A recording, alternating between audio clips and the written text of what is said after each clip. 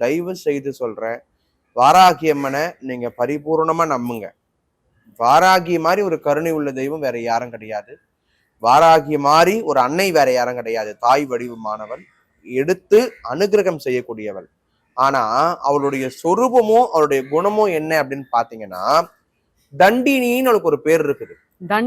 தண்டினி, வார்த்தாளி தண்டினி அப்படின்னு ஒரு பேர் அந்த அம்பாளுக்கு உண்டு. காரணம் என்னன்னா, அவ தண்டனை வழங்கக்கூடிய தெய்வம், போர்ல அடிக்கக்கூடிய தெய்வம், படை தளபதி. காளி ஒரு தளபதினா இந்த அம்மா ஒரு தளபதி.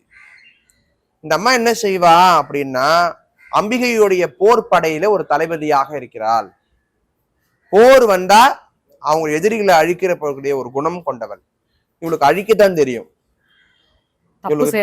ஆமா, இவங்களுக்கு தெரிஞ்சதே என்னன்னா அழிக்கிறதுக்கு தான்.